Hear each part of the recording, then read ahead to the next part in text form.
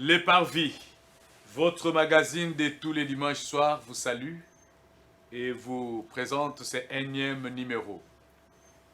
Sur ce plateau, ensemble avec les hommes de Dieu, nous allons parler d'un nouveau numéro après avoir parlé beaucoup sur les divorces. Aujourd'hui, nous entamons les nouveaux numéros. Nous traitons les questions de la société en se basant sur la parole de Dieu. Et aussi, ces numéros de ce soir, c'est aussi une question de la société. Le numéro, ce sont les problèmes moraux de gêne. Les problèmes moraux de gêne. Bamakambo oyo tokuta na yango na kati ya jeunesse. Et dans les problèmes moraux de gêne, nous avons pris les côtés famille, libala et tout. Et surtout du côté sexe. C'est ce que nous allons parler, parce que c'est un enseignement pour quand même parler à la jeunesse, montrer à la jeunesse ce que nous sommes en train de faire. Parce que si nous voyons que nous sommes comme un tabou, nous sommes en train également de détruire la jeunesse, parce que tout est exposé aujourd'hui sur les réseaux sociaux. Mais avant cela, nous allons prier notre Seigneur pour abandonner ces instants entre les mains du Seigneur, que le Seigneur nous conduise et surtout que ce que nous parlons soit un conseil qui peut donner quand même du tonus, de changement au milieu de la jeunesse, d'avoir utilisé ce que le Seigneur nous a donné. Parce que ce que nous parlons là, ça ne vient pas de nos parents, mais c'est le Seigneur qui nous a donné. Amen. Et comment utiliser cela? Amen. Prions au nom de notre Seigneur Jésus-Christ. Seigneur, Dieu Tout-Puissant, merci.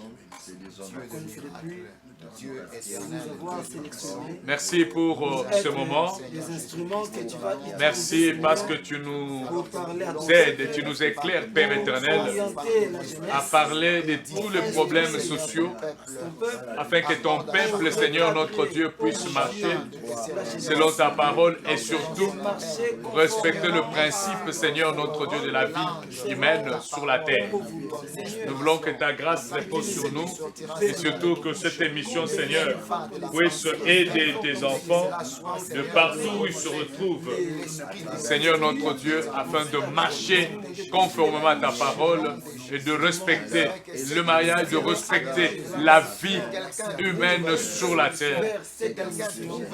Notre comportement, Seigneur, puisse refléter également ton image et ta parole. Au nom de Jésus-Christ, nous avons ainsi prié. Amen. Amen. Nous bénissons le Seigneur, que le Seigneur vous bénisse. Amen. Nous avons l'évangéliste Francesco qui a fait un moment. Il n'est pas avec nous là. Nous lui demandons de nous lire, comme il est là, avec son téléphone, il peut nous lire Genèse chapitre 1er, les versets 27 et 28. Genèse chapitre 1er, le verset 29, 27 et 28. 27 et 28. Nous commençons là-bas. Genèse chapitre 1er, le verset 27 et 28. Nous lisons au nom de notre Seigneur Jésus-Christ. Amen.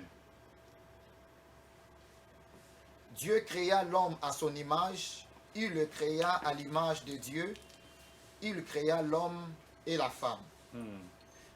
Dieu le bénit et Dieu leur dit, soyez féconds, multipliez-vous, multipliez, remplissez la terre et assujettissez et dominez sur le poisson de la mer, sur les oiseaux du ciel et sur tout animal qui se meut sur la terre.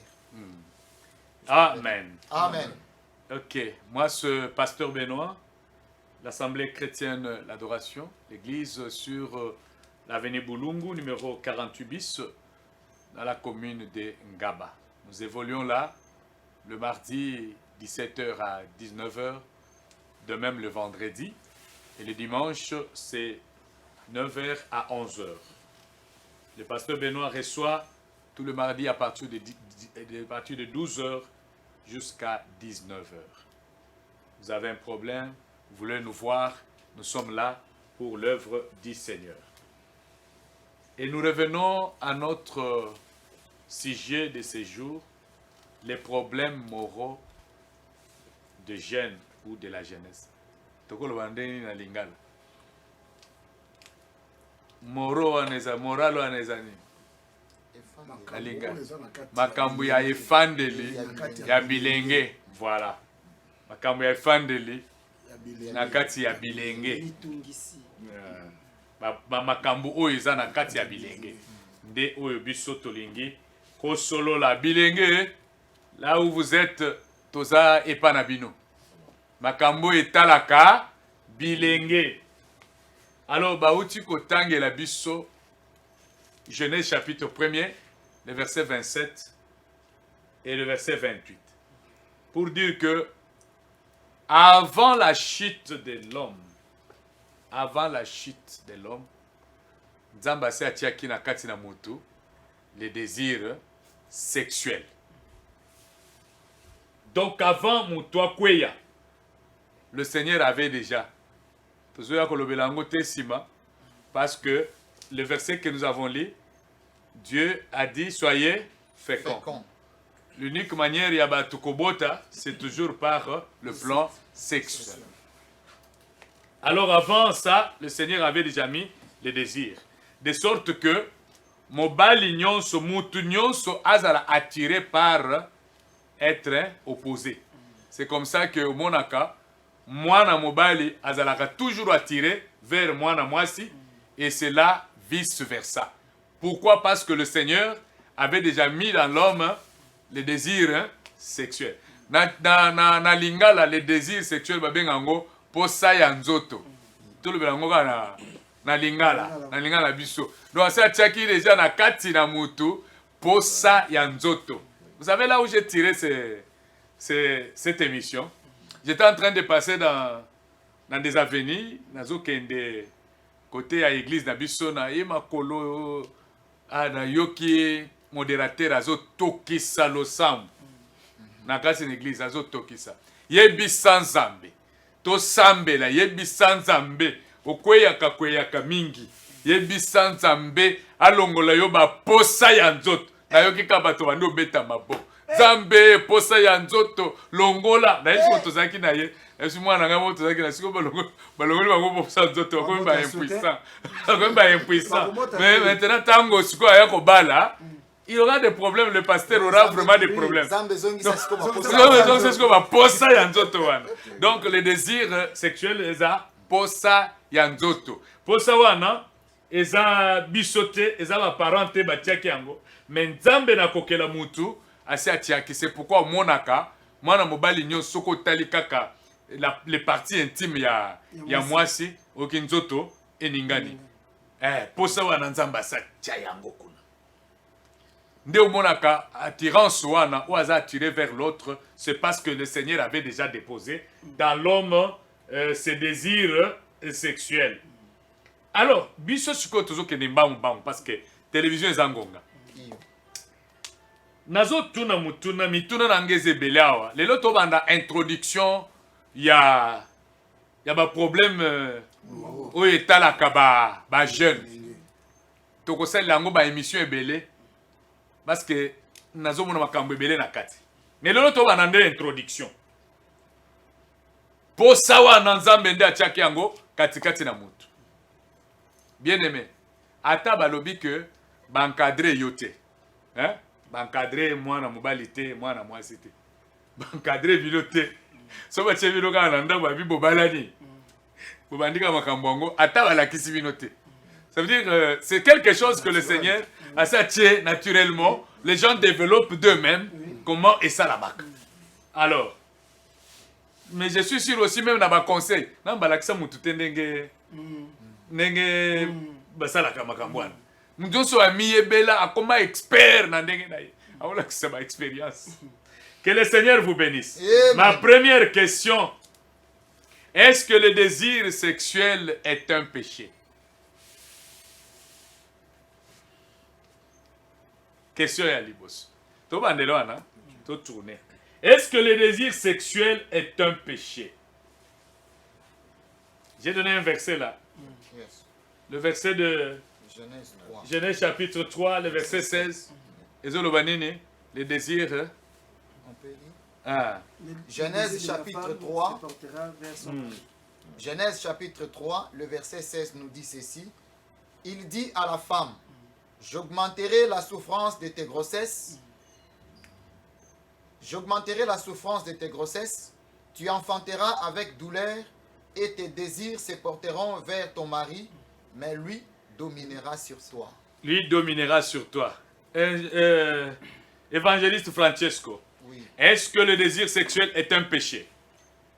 Merci, moi c'est votre bien-aimé, l'évangéliste Francesco Ilunga Chibangu. Je salue tous les téléspectateurs de la RTGA et tous ceux qui suivent l'émission Le Parvis. Les désirs sexuels ne sont pas un péché. Simplement parce que c'est un désir que Dieu a mis dans l'homme. Ezali posa oyo nzambe atiaki kati na mutu mwasi pe na moto mobali. Wete nzambe ayebaki ete kolandisama na liloba na ye uta na mukanda ya ebandela eteni nango ya yambo. Verset 27 na 28 nde totu kotanga awa nzambe alobi soyez féconds, multipliez-vous, remplissez la terre. Un moyen de remplir la terre lorsque Balani, c'est par le désir sexuel. Lorsque Batubako Sangana, moi si na mobali, nde na simana yango, nde conception ko salema, moi si akozwaze mi bongo me akoyeba na kobota. Donc déjà pour répondre à motuna oyo, les désirs sexuels Posa ya nzoto. Posa ya nzoto wana ezalaka lisumu te. Posa ya nzoto ezalaka lisumu te. Voilà, je peux d'abord m'arrêter là-bas. Le plan dans une introduction, question monsieur Yassima, donc ma réponse monsieur Yassima. Je vais continuer à poser la question. Merci. Nazotu na prophète. On dit mi réponse il y a évangéliste Francesco. Merci beaucoup. Moi, c'est le prophète Alain Condé. L'église, c'est l'Assemblée chrétienne La Parole de Feu. L'église des hommes avenue Mabakou numéro 8C, dans le quartier d'Ingidingi, dans la commune de Kisenso. Désir sexuel. Posa ya nzoto. Posa ya nzoto. Eza lisumu te. Nzambe nda sali yango. Tango nzambe asalaki yo kati na moto, atiaki yango mpo ezala lisumu te. Eza na tango ekokoma lisumu, mais en général eza lisumu te. Ah, ok. So tolobi boye po toyebi makambo nini ekwa na nsima. Mais tango nzambe asalaki yango atia yango kati na moto, eza lisumu te. Est-ce que eza na réponse contraire te? Non. Il y a une réponse contraire. Eza normal, Pasteur Ruffin. Merci, c'est Pasteur Ruffin Chuma, de l'église Les Clés du Royaume. Donc, juste par rapport à la question, par rapport à cette question, je crois très bien que Bandeko Obadu va répondre. Pour Sanzoto, eza lisumité. Eza lisumité et pour Sanzoto, c'est le moko malam parce que la Bible nous dit que tout ce que Dieu avait créé était bon. C'était bon. Ok. Ok, pour Sanzoto, malam. Pasteur Pierre, parce qu'il faut tous se rassurer d'abord, tous sur même pied d'égalité. Est-ce que pour Sanzoto, au moins moi je suis à Zanaba. Posa ya nzoto parce que ba misusu ezalaka ya makasi ba misusu eza moyen ba misusu eza quand même mais mususu zo mona penda zo tambo otali po o penda on va posa nzoto papa eza lisumute. Ok, merci beaucoup. Là il comme on a Pierre Chambi Mukanga. Voilà, tu reviens dans le posa nzoto en général hein. Là tu continues la jeunesse. Visionnaire et à église ensemble des disciples restaurés Ader, ils ont mis dans la commune limitée dans Kingabois, avenue numéro 53. Bon, Zambende a salaki des Irwana, ils allaient pécher té, mais té, ils ont péché té, mais ce qui mutakomi au salamu contraire, nandenge nzamba lobaki. Et comme il a péché. Mais le rôle a dans l'introduction, il reste à développer en gros. Mais généralement par là, il a péché, puisque il a tchaki en gros, ndenge toti koloka bandeko mosusu bauti koloba donc eza péché te. Merci beaucoup. Totalaka montre na biso. Pasteur Michel. Posa ya nzoto. Ok, merci beaucoup pasteur.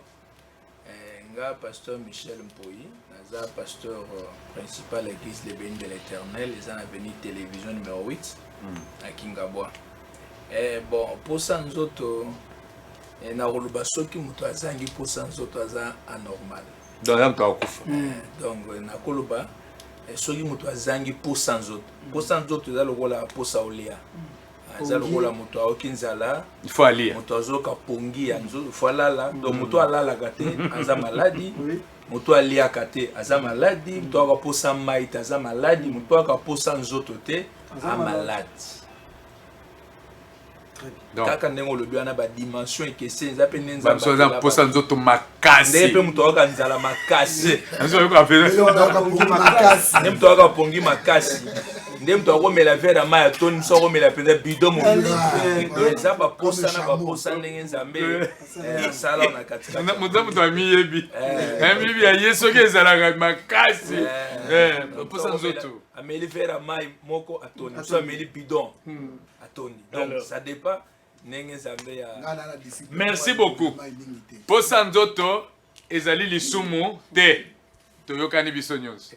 Mais pour nini bopekisaka yango ba jeune?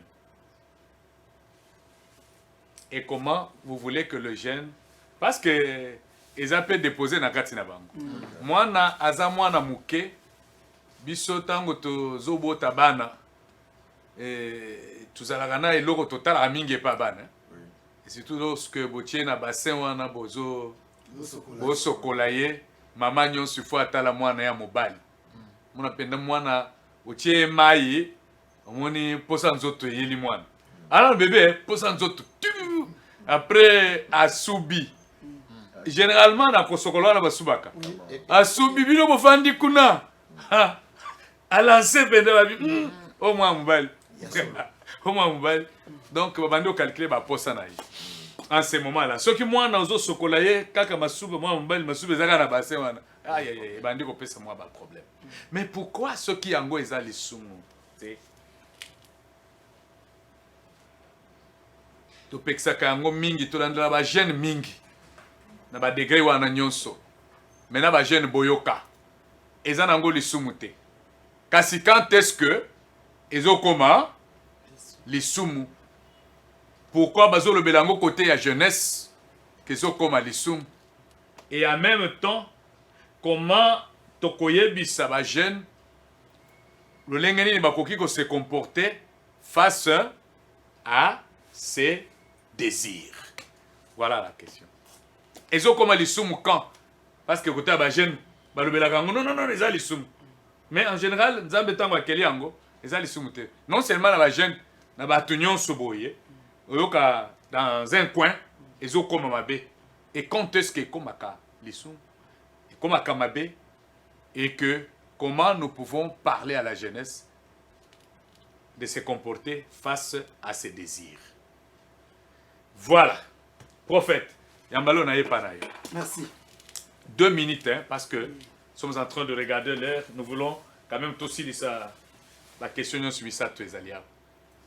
Les introductions, hein. Souffrez. Merci beaucoup. Je pense que pour le désir, Nzamba Salango est naturel. Jeune, ceux qui n'ont pas de besoin de déjà au monde réaction. Bongo siko ouasakoli comme déjà mature, comme déjà à l'âge. Donc c'est normal que mutu azala na désir. Mais le problème est il faut oyeba. Dès que tu es pour mutu soko kinzala mtu fora nzala mtu fora posa maya ou posa kusuba posa olala mais ata posa kusuba eza naturel il faut ba place ni suba il faut bater on faut suba c'est ça au qui a posa masuba au bandi au suba place masuba bala mo ba mo mais ça compliqué même na mbeto lal ka posa on subika pour posa ezala pour posa ezali ponza masala za naturel non posa ko sumba usubika na bilama usubika bilama et ça, pour ça, c'est naturel, mais il faut encadrer. posa eza naturel mais faut ba tango nini sengeli au salaire Au salaire là, voilà. et posa eza naturel mais faut ba au salango nanani posa eza naturel mais faut ba au salango pour quelle finalité au salango pour te soulager bien sûr mais il faut yeba oyo ko ya na Papa venga un désir hein. désir Bisengo. posa eyaka na esengo moko boye donc ezo pousser osala eloko moko boye mpo motema no eza na esengo mais ce que osala yango wapi osala yango na nani osala yango mpo na nini osala yango ndenge nini osala yango pour quelle finalité mpe osala yango na ntango nini donc jeune toboyi te nzambe atie posa na kati na yo mais eza te mpo osala yango na n'importe qui okosala yango na partenaire oyo nzambe abongisi mpo na yo oyo yo moko ote choisir peut-être mpo na avenir botracer projet botracer avenir bobikena toli tosala route ensemble baposa na yo ngai nakokisa ya ngai yo kokisa bosali choix bino mibale ndenge nzambe akoconvaincre mitema na bino e bobandi kotala ntango nini esengeli bosala yango soki topekisaka yango na bajeune c'est parce que jeune aosala yango mais azokomesurer baconséquence te Nalingaki okomande na réponse. Voilà. Merci beaucoup. Okateli wana 2 minutes Cécile. merci Donc, tu respecté 2 minutes. Pasteur Riffin, 2 minutes. Pourquoi? Et comment généralement, on a kokela nzambe, eza lisumuté. Et comment lisum quand d'abord pour la jeunesse, tout le pour la jeunesse. Et puis, comment donner les conseils à la jeunesse de se comporter face à ses désirs sexuels. Merci pour la parole. Je crois très bien que Nzambe ne mutakeli bapusa wana nzoto kati na batu. Na tango Nzambe akeli pusa nzoto, Nzambe wana alingi te ke tosala ngo d'une façon vaike. Aza Nzambe atie bapusa wana, mais bapusa wana esengeli esalima en ordre. Parce que la parole de Dieu nous dit qu'il y a un temps pour toutes choses. Bien que bapusa eza kati na ba bilenge pusa nzoto esali, mais c'est pas dit que le corps n'a pas bilenge baba na déjà qu'on s'adonné na bapusa wana. Donc il y a un temps pour toutes choses. Donc Nzambe asali que bapusa oyo ezala soulager na cadre moko bo approprié. Tango yozali elenge okokende te ke non omoni yozali elenge ya mobali basi ne soto ozomona bilenge ne soto basi ozomona, donc il faut ça là okokisa posa na yo. Cadre nini oyo il faut kosalela. Oui, cadre oyo Nzambe atie po ke makambu ya posa nzoto esalema ezali cadre ya libala. Yo elenge bien que ozali na bapusa oyo Nzambe atie kati na yo ezali ko briller kati na yo. Alors esengeli ozela moment oyo ya libala tango kobala nde kuna ozali permis ya osala bapusa nyonso tu wana parce que omona mama bokilote papa bokilote aya kobanda kolanda ombango ndenge nini si mwana na biso enlever non. Pourquoi? Parce que c'est déjà cadre moko approprié, cadre légal pour na osala makambu wana ya posa nzoto. Tozaka pembeni na yo wana tozwa Évangéliste Francesco. Ah oui, au fait baposa ya nzoto ndenge toutaki koloba awa ezali lisumu te na miso ya Nzambe parce que Nzambe ye moko mutu akelaki yango kasi ekomaka lisumu tango ezali kosalema na cadre oyo ezali approprié te na awa lokola tozolobela mingi penza bilenge esengeli na elenge ya mwasi to elenge ya mobali ayeba te tango azali na posa nzoto soki nanu balongani te nanu babalani te soki basangisi nzoto bango babale ezali lisumu bakwei na kati ya lisumu oyo tokobengaka fornication. Yango wana esengeli na koyeba ke tango baposa wana ezali koya ekoki koyela yo soki posa nzoto eyeli yo elakisi ke oza normal elakisi ke nzoto na yo ezo fonctionner normalement ezo fonctionner malamu ezala mwasi ezala mobali. Alors eloko nini okoki kosala soki posa wana eyeli yo yango wana awa tozoteya kaka bakristu te kasi tozoteya mutu nyonso po oyo azali elenge to oyo azali papa to mama kasi Et na eloko wana, qu'est-ce qu'il faut faire? C'est pourquoi nous encourageons les gens d'être actifs dans la parole. Na komanyola liloba ya nzambe pe na nzela ya losambo. Parce que soki ozaka ka moto na nzoto boye et que molimo ya nzambe akambi yo te na nzela ya liloba na ye okobanda kokweisama. Ndenge tolobaka, est-ce que esika nyonso ezali sumberi? Non. Esika nyonso pe ezali suberi. C'est-à-dire que posa wana ya nzoto lokola ozana kosuba pe eza posa nzoto. Est-ce que soki posa nzoto ya kosube elio okende kosuba n'importe où?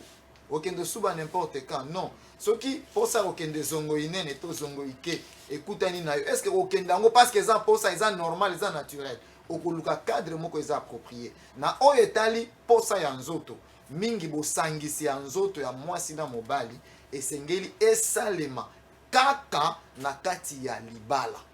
En dehors ya libala ezali lisumu. Et non seulement ezali lisumu, mais ezali na ba conséquences ebele. Lokola tozali nanu na introduction. On va parler de toutes les conséquences. Na kati ya ba conséquences wana ezate. Parce que tokomona ete généralement po biso tozalaka pe bilenge. Tangu tozali komona baninga na biso basangisi nzoto mwasi na mobale sima nango zemeye okomona bango nyonso bakimi. Mutu moko ta sepelaka mona ka beta tolo keno ngai neza bwana mobale na deux fois te omoni neza bote. Pourquoi est-ce que ba sepelaka lisusu te? C'est parce que ezalaki na cadre légal te. Ya bwana. Merci beaucoup. Merci beaucoup. Lokola tozaga aboye toye pa ya pa pasteur Michel.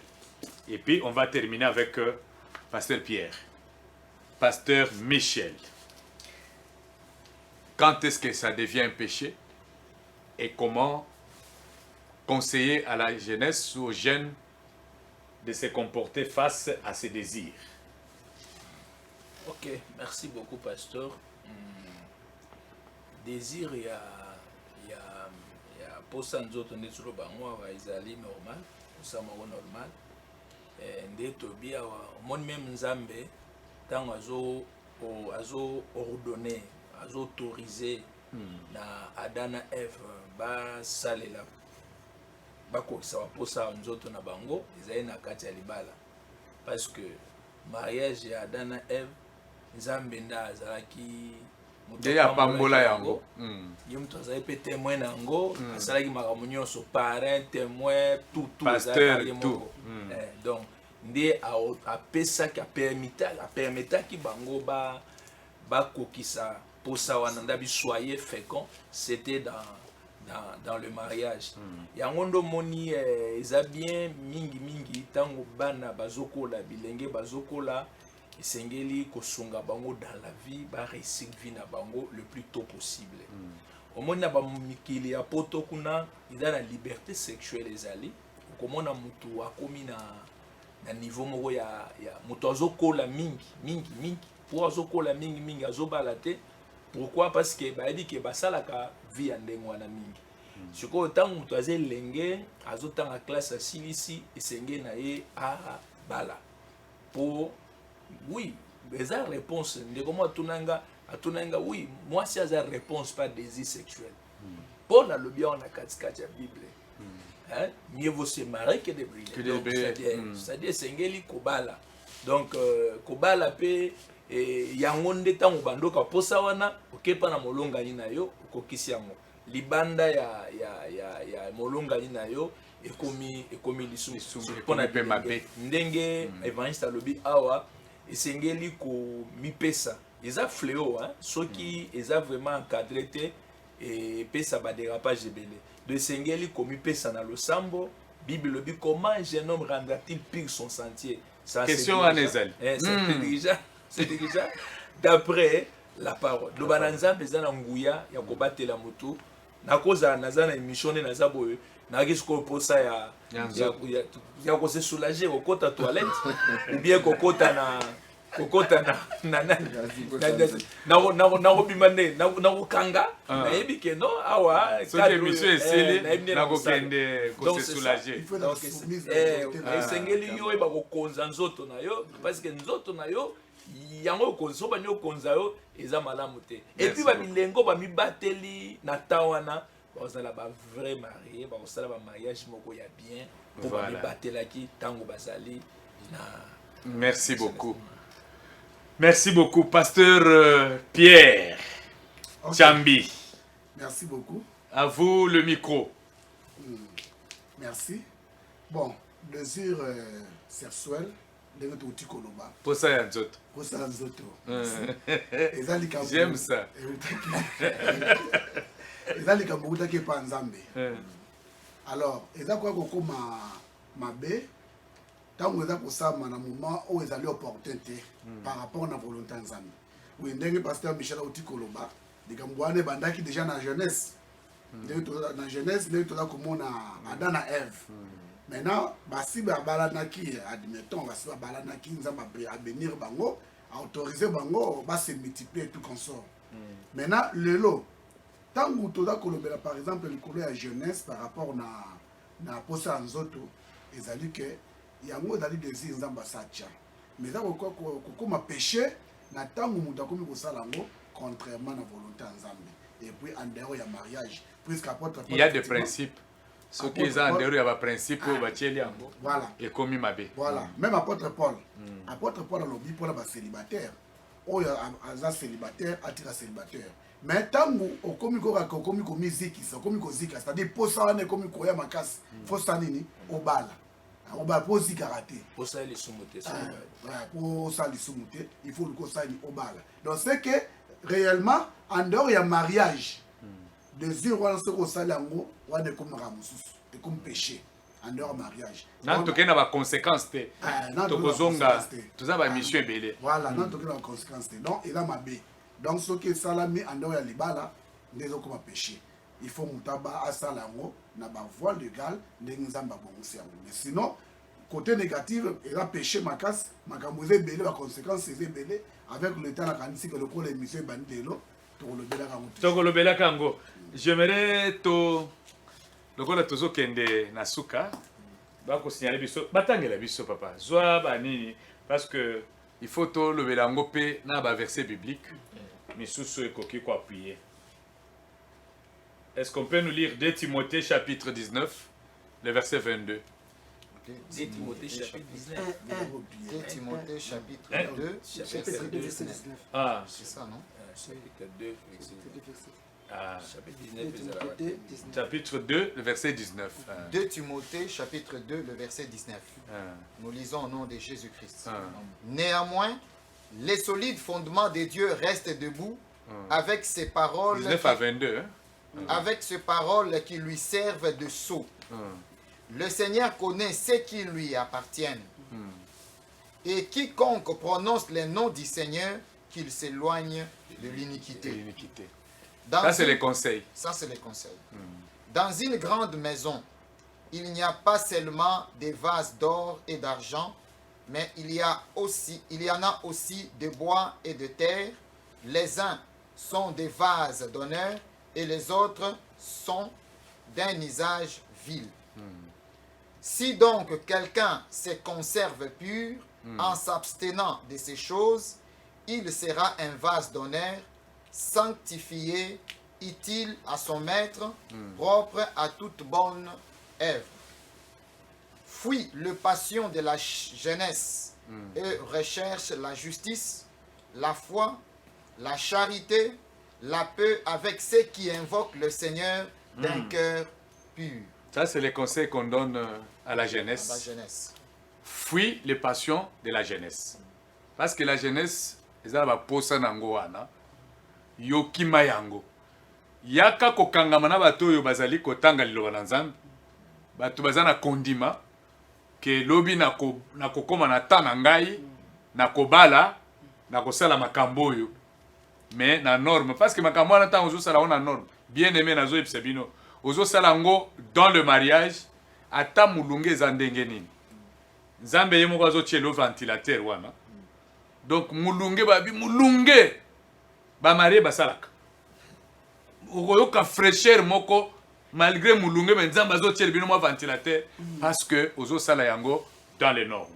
Il dit tokima baposa ya bolenge parce que bolenge ezana nyonso wana baposa ya mabe baconseil ya mabe ntango ngai nasalaki wana ngai eske ngai nakufi papa okufi te esali nini te eza yo mais moi je me conserve pur. Le deuxième livre c'est Jacques chapitre 1er 14 à 15. Jacques chapitre 1er. Mibatela parce que balobi ke eza na bavase d'usage vil et d'usage d'honneur. Eza na bamisusu so mibebisi okomi vase d'usage vil. Okomi épave. Okei boye mobali alobi oyo nini na ye kobala lisusu. Nini biloko ya tolo esi elembi kala boye basaleli mingi boye okei kuna nzoto wana eza basi basaleli yango mingi mobali okomi mobali koto azobunda bitumba yo ozoboma bangungi ozoboma bangungi ye azobunda bitumba ye atoki akanisi asali mosala mingi me yo ozoboma bangungi ntango endo betela kaka bandeko na ye babi mwasi wana te nde omona mabali ebele ezokufa eza mpona bausage ville na usage d'honneur ya suka po tosilisa Jacques chapitre 1er le verset 14 à 15.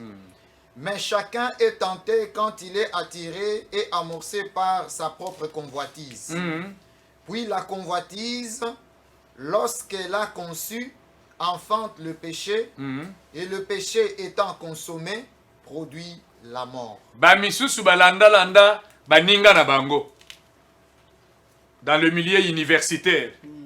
Eza na mwana akei na université akei kotanga. Alors alandi baninga na ye. Oyebi te ndenge nini muninga na yo azokende na makambo wana. Convoitise wana esali nini. Ememi lisumu ememi yo wapi na liwa. Bamisusu pe bakufa. Bamisusu pe oyebi soko ozwi par exemple blénorragie en étant chez tes parents. Okosenga mbongo ya kokende nango. Soko mbongo za nango te okokende omelaka ba tetracycline, ba teramycine, ba ampicilline et bloqué makambo wana esili. Tango kokola ekomi makambo akobota boye ezate ekomi tata mwasi. Donc mi batela parce que le Seigneur a déjà déposé sur toi les désirs sexuels. Ezali. Nzambasi a déposé yango kati na yo pour que osale lango au moment opportun. Zabo était pasteur Michel.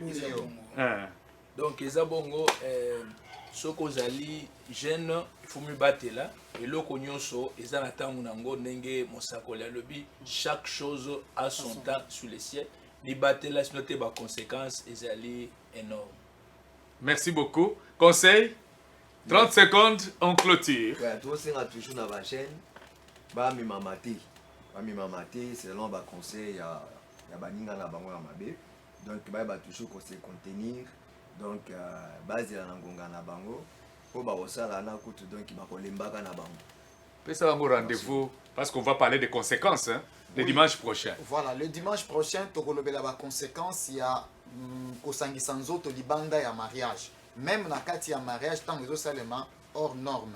Alors conseil na kopesa lelo na ba jeune o bazolanda biso c'est que kolanda baninga na yote. Oh non ozananu te. Quand tu vois que ba posa nezo ela yo mingi et que ba pesi yo batoli que ezo simba penda mingi te, arrange-toi pour te marier. Et ceux qui posent na makoki mingi te, kolukano ba mindondo ba midi à 14h te, kende kutana ba parents, soit liste à dot, pesa oyo pesa wana selon ndenge boyo kana, soit moi si tiana ndaku vivre vie na yo. Conseil 30 secondes et puis on clôture. OK, merci beaucoup. Ba jeune en tout cas nzamba sunga bino boza la poser likambo nyonso za tangu nango obengami na kobala un jour yo mwana mwasi yo mwana mobali mais il faut kozela ngonga ebeta soki ngonga ebeti ekozala bien mais avant ngonga eza avant ngonga il faut kozela ngonga ebeta zela ngonga ebeta tant avant ngonga ngonga mise bandi na noté. OK. Merci Nako Bakake. pour ces ans naturels, mais Zamba Sunga, Kobeta Masasi Bibete Laté, ça va mal perdu. Kobeta bibete la te papa, yoka conseil. Payer ma cible, payer ma temps. Et bâton. Temps na cible. Nyama okobeta masasi azala moko. Que le Seigneur vous bénisse. Amen. Chaîne YouTube Nabiso. C'est ACA par vie. Olandite pona courant et kendeki. Alors tiamega na yo ACA par vie. La chaîne YouTube, il y a émission Nabino, magazine Nabino. Wana bokolanda yango à tout moment. ACA par vie. ACA par vie. ACA majuscule par vie. Alors ce qui est Keiwana, Ozo Mona déjà toutes les émissions et les cas. Et puis au Kolanda Yango Malam. Que le Seigneur vous bénisse.